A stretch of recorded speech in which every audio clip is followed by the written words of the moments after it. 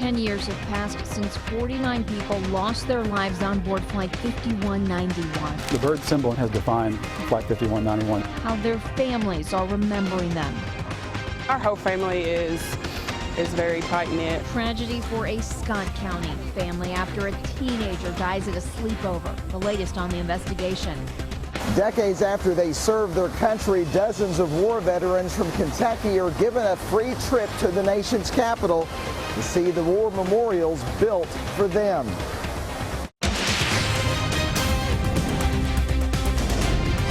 This is WKYT News at 11. The heat is sticking around. Thanks for staying up with WKYT. I'm Kristen Kennedy. We are tracking a lot of steam and even some showers in the forecast. WKYT meteorologist Jim Caldwell has the no-wait weather forecast. You know, we are now into the final weekend of August, so we have to start thinking ahead, thinking about September and October, and finally getting some relief from the heat that's been with us pretty much all summer long. It's been a wet one, so that has meant that we've been dealing with a lot of humidity as well. And keeping temperatures up tonight would be the humidity. A lot of juice in the air, which is holding us steady at 78 degrees in Lexington. You've got more upper 70s out there. And some areas that got in on some rain during the afternoon and evening, they didn't recover. So they're actually a little bit cooler, like Mount Sterling had some showers pass through, 73 right now. Same thing across parts of eastern Kentucky where they got cool because of a shower or a thunderstorm and really didn't recover. Still have a little bit of that activity showing up tonight in parts of McCreary County and over into Whitley and even right up to around London as well. But you can see the more intense area, which it really isn't that intense, just holding on to some heavier rain and some lightning just to the north of Whitley City. So we still have that one that we are tracking. But the Focus 7 forecast, it's all about the steamy final weekend of August as heat index readings could very well approach 100 degrees again tomorrow. We'll track that coming up. Today's heat didn't stop hundreds from heading out to the University of Kentucky Arboretum. Many marked the 10th anniversary of the Comair Flight 5191 crash. 49 people died in the crash at the Bluegrass Airport. There was just one survivor. During today's ceremony, organizers read the names of each victim. The 3 first responders to arrive on the scene rang a bell for each. Families of the 49 who died 10 years ago shared memories of their loved ones with us. They thanked the community for their support and help in the days and weeks that followed the tragedy. WKYT's Caitlin Sentner is hearing from victims' loved ones in our top story at 11. The bird symbol has defined Flight 5191. Matthew Snoddy's father was on Flight 5191 the day it crashed all those years ago, and still, he says, words can't adequately describe the hurt and the confusion. 49 lives were lost, each with their own story. They were just beautiful. Gloria Parsley had just watched her daughter walk down the aisle. Scarlett Parsley Hooker and Jonathan Hooker had tied the knot and boarded Flight 5191 to head off on their honeymoon. In that moment, you actually don't know what you do. You survive. It is just a survival. But Saturday, at University of Kentucky Arboretum, there was a special feeling. It's a beautiful, beautiful service, beautiful ceremony. It's really, really amazing to see, everybody rallying together as a community. Just feel a lot of love here today. The community helping those who lost loved ones cope as the days continue to pass by. Relaxed, closure a little bit. I'm thankful that we're at this point now, 10 years later, where we can have this kind of ceremony, and it's not all about grief. It's about community and just being able to come together with one another. In Lexington, Caitlin Sentner, WKYT. We have the video of today's service on our website. If you'd like to watch it in its entirety, look for this story on WKYT.com. A man is being questioned tonight after an early morning shooting in Scott County. State police say a 15-year-old girl was sleeping over at a home and stamping ground at the Parker's Mobile Home Park when a bullet hit her in the neck. Troopers say the shots were fired from outside the trailer. Families say the girl who died was Morgan Penn and that she was always smiling and always singing. Our whole family is very tight-knit. She was a good kid. She was a teenager. She loved to sing. Her dad played the guitar. Tucker, Yoakum, and Wilson Funeral Home in Georgetown will be handling Penn's funeral arrangements. Her family has set up a fundraising account to help cover funeral expenses. We have a link to it on WKYT.com. We have new details tonight about the deaths of 2 nuns stabbed in Mississippi. The sheriff there says the man charged with their murders has confessed to the crime. Rodney Earl Sanders is charged with 2 counts of capital murder. Police found Sister Paula Merrill and Sister Margaret Held earlier this week dead in the home they shared in Durant, Mississippi. Merrill was a member of the Sisters of Charity of Nazareth based in Nelson County, Kentucky. She'll be buried near the congregation's headquarters. The 2 worked as nurses at a clinic for low-income residents. These were people, and they treated everybody with dignity. They treated everybody with that care and compassion. Police say Sanders confessed to the murders but gave no reason for the crimes. They believe robbery is the least likely motive. New tonight, investigators have released the name of the soldier accused of firing shots at Fort Campbell. They say 23-year-old specialist Brian Castillo has been at Fort Campbell since September 2013. Military police there say Castillo walked into a hangar Thursday, fired 2 shots, and took off in his car. Police chased him and caught him about 30 minutes later. They found more weapons and ammunition in his car. They do not have a motive for the shooting. No one was injured. Kentucky State Police say 1 person is dead after a crash in Magoffin County. State Police say 2 motorcycles and a truck crashed on Route 30 around 2 this afternoon. Emergency crews rushed 2 people to the hospital. 1 of them later died. Troopers have not released the cause of the crash or the names of the victims. The coroner does not believe alcohol is a factor. Deputies in Pulaski County say a man died when the ATV he was riding on flipped over and landed on top of him. Deputies say the driver was trying to climb a steep hill on Coal Bank Road in the Antioch community when it turned over. The Commonwealth Journal reports 30-year-old William Russell from Somerset died at the scene. Another passenger went to the hospital with non-life-threatening injuries. Today was a day many veterans will never forget. Dozens from Kentucky flew to Washington, D.C. as part of an honor flight. Sponsors paid for veterans to see the memorials built, especially for them. New at 11, WKYT's Phil Pendleton flies with the vets.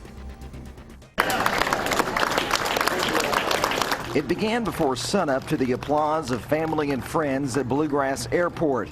Then it was wheels up to Washington, D.C. More than 40 veterans were on their way. When upon landing at the gate, hundreds of strangers applauded their arrival. It makes you feel like it was all worthwhile, that somebody really cares, and you don't see too much of that today. Richard Peters of Nicholasville served more than 40 years from Korea to the Gulf War. I've lost a very good friend in the Korean War, and I consider myself very fortunate and not really worthy of what some of these people have gone through. Their first stop in D.C. was Iwo Jima, where Nello Francis of Floyd County saw the memorial for the history that he witnessed firsthand. They were aboard our ship when we landed there, those Marines. I saw them raise it. That was one of the hardest battles that the United States Navy had. Then it was on to Arlington, sacred grounds where silence sometimes speaks louder than words ever could. 4 vets laid a wreath at the tomb of the unknown soldier. Most of the afternoon was spent at the memorial honoring World War II, a time David Settles says he was lucky to survive. I got shot 8 times and lost 2 Jeeps out from under me. The 92-year-old from Versailles has 16 medals and is considered one of the most decorated in the military. I knew I had to do anything I could to help to knock out Germany. And so that's why when I was told to do something, I did it to the best of my ability. Well, many of these war veterans say that if it wasn't for the honor flight, they would never get to see these memorials. But some have seen it, including the oldest veteran on this trip. He says, in fact, he was here when this memorial was dedicated. 97-year-old Ken Powell says he was in many major battles but was never wounded. I'm emotional when I get thinking about being over there and what went on and so on. So I have a problem that way. After stops at the Korean and Vietnam memorials, a flight home to a welcome like no other they had ever seen. Most said simply a great day for the greatest generation. In Lexington, Phil Pendleton, WKYT. The honor flight is free for the veterans. Kentucky's Touchstone Energy Cooperative sponsored today's flight. Just a year ago, Rowan County was in the national spotlight because of its bitter battle on same-sex marriage. This year, the city of Moorhead is making history with its first ever Pride Festival. Festival organizers wanted to show people of the LGBT community they support them. Michael De Leon and Greg Burke were plaintiffs in the Kentucky gay marriage lawsuit that went to the Supreme Court. They say smaller cities like Moorhead need to have their own Pride festivals.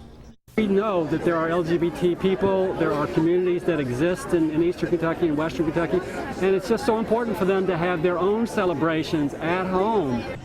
Event organizers started a scholarship fund for LGBTQ students in the region. Coming up on WKYT News at 11, a little girl with a lot to overcome completes her first 5K. And this ham is bringing home the bacon. We'll let you know how much someone paid for it. Now, your hour-by-hour forecast with meteorologist Jim Caldwell. Plenty of heat to go around for everybody out there this weekend. Today, heat index values close to the 5 o'clock hour. We're right around 100 for many of us. Tonight, we're not dealing with quite the intense heat, but there's still a heat index at 11 o'clock at night because that's just the setup right now. With all that heat and humidity that's around, it's still 78 degrees for an actual air temperature and a feels like temperature of 80 degrees. Other than that, it's a quiet night in Lexington at least, and no showers and storms here. We do have some to the south that have weakened considerably over the past few hours. Area-wide, we are looking at upper 70s, mid-70s, and even in Middlesboro, 69. The reason you're seeing that there is because they had some rain late in the day and they never recovered. Hour-by-hour heat index forecast will take us into your Sunday. Midday tomorrow, we're into the mid, maybe even some upper 90s at that point, just depending on your location. We go a little bit further, we get into Monday, and again, we're talking about more heat and humidity with mid and some upper 90s. So tomorrow, I think there could be a few folks that will touch that century mark again, just like today. We had a few with the heat index, not the actual air temperature.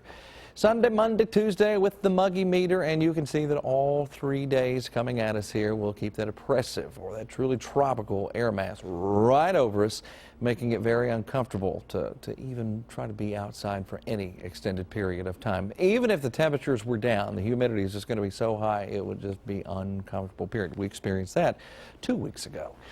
Tracking some clouds now into central Kentucky and more showers and thunderstorms to our south. Again, we showed you this one at the top of the newscast. Lightning has disappeared since then. It's just more of a good little moderate shower in northeastern sections of McCreary County. That's where the bulk of the rain is located with this, and just a little slight shower still showing up toward the London area. Have a frontal boundary that's kind of hanging out here with us tonight. Showers and storms lining up out to our west.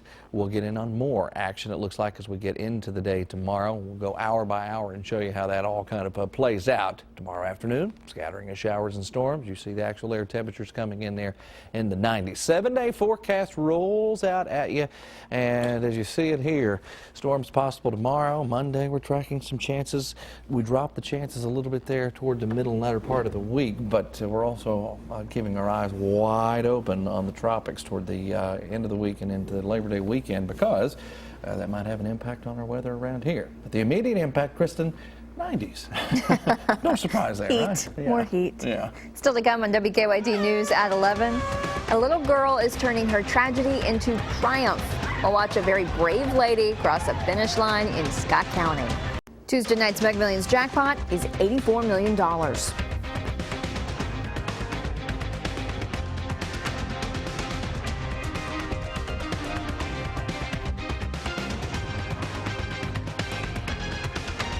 We are tracking a breaking news alert out of Scott County. State police have now charged a man in connection to the death of a 15-year-old girl in Scott County. Troopers say 27-year-old Michael Davidson fired shots outside a home at the Parker's Mobile Home Park. One of the bullets hit a teenager inside a trailer. She died from her wounds. Families say the girl was Morgan Penn. Davidson is charged with her murder. Troopers say more charges are pending. A 5K in Georgetown has become a community inspiration. The Finley 5K started 4 years ago as a way to raise awareness of sudden infant death syndrome. Today, A little girl used the race to turn her own tragedy into triumph. And it just kind of started with an idea, and I went to Samantha with it, and I was like, do you think we can do this? When Stacy Wilson and Samantha Eddington heard their friends Dwayne and Chrissy Ellison had lost their 3-month-old son to SIDS, they knew they had to do something. One morning I woke up and I was getting ready to do a 5K, and I thought, what if we did one of these for the Ellisons? What was supposed to be a few hundred people grew to more than 1,000. Every year it gets bigger and bigger. This is our biggest year yet. Me and my best friend Stacy started it 4 years ago. This is the 4th year. In Scott County, you can bet if there's a tragedy or if there's an issue, people are going to rally. There is one runner that is hoping to add to that inspiration. Katie Eddington, Samantha's daughter, ran her first 5K with her new prosthetic leg. Katie was in a mowing accident in 2013. She runs quite a bit. She got this blade a couple months ago, and she just took off running. Katie's goal was to run the race in just less than an hour. Let's yell for Katie! And with one last stretch to the finish line, Katie got her goal.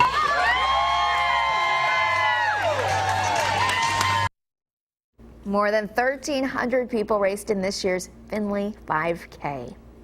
Thousands of people packed to Louisville Park today to watch human-powered flying machines try to go over the Ohio River. The Red Bull Flugtag happened over Waterfront Park. It's the first time the event has made its way to Louisville. Flugtag is German for Flight Day. Challengers build and pilot homemade human-powered machines. And just in case you were wondering, the record is going 258 feet. No one made it that far today. Here's a pricey piece of ham. The Kentucky State Fair's grand champion country ham sold for $600,000. The ham from Broadbent B&B Foods weighed a little more than 17 pounds. Central Bank President Luther Deaton Jr. bought it. Deaton says the money from his winning bid will go to several organizations here in Lexington, like UK Athletics, UK Hospital, God's Pantry, Sunrise Children's Home, and Kentucky Community and Technical College. Lee K is in next with sports. We'll be talking UK football a week from tonight. We will. I see what you did there. You went from pigskin to pigskin. We're going to talk UK football. We should have a final score and some highlights about this time next Saturday night. Until then, we can only talk about it. Just how much game planning do Kentucky coaches do before the season opener? Find out next in sports.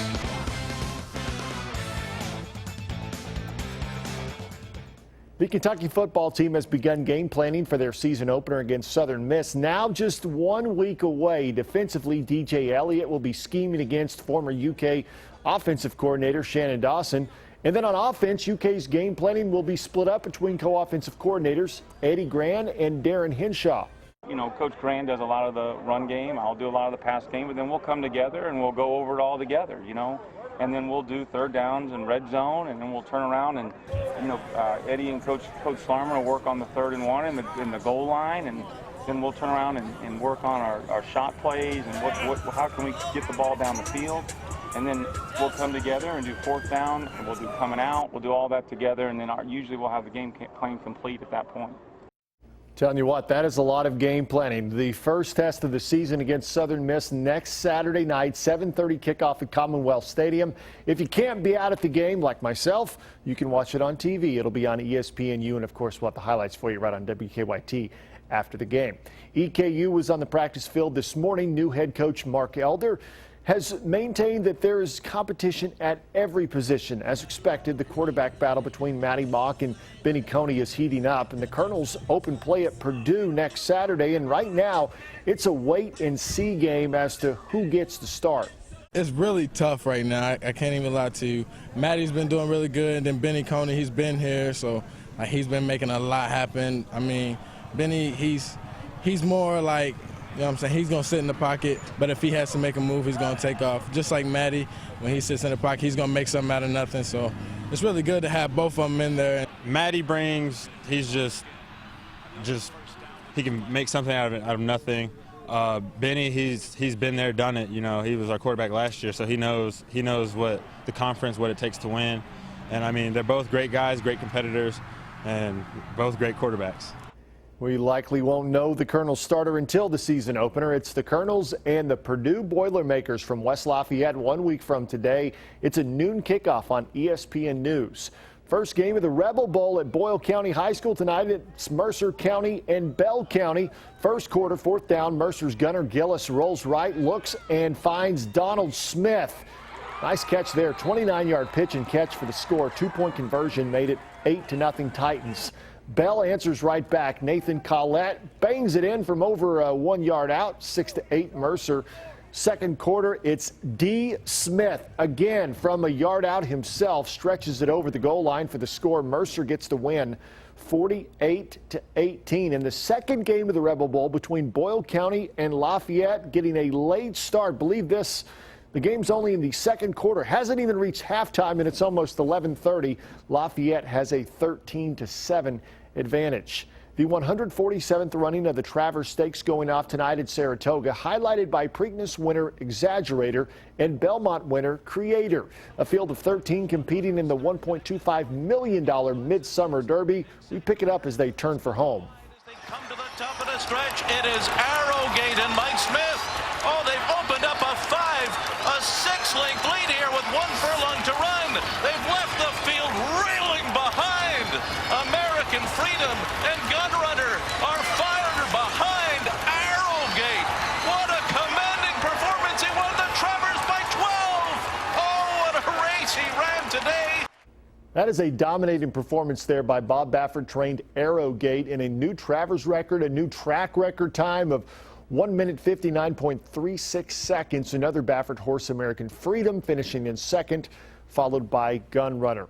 And some would argue that the 1996 Kentucky Wildcats were not only the best in UK history, but the best in college basketball history. This weekend, the 96 Cats, along with their head coach Rick Pitino, are holding a 20-year reunion in Miami. Brooks Downing tweeted this picture out this evening, and he also tweeted the team is now on that boat ride there, watching the replay of that championship game. Most of them never saw it. You don't think they went back and watched it? I don't know. I mean, I would think if it was a loss, which they won, obviously, but if it's lost, you wouldn't watch it. But if you won, I'd watch it every day, I think.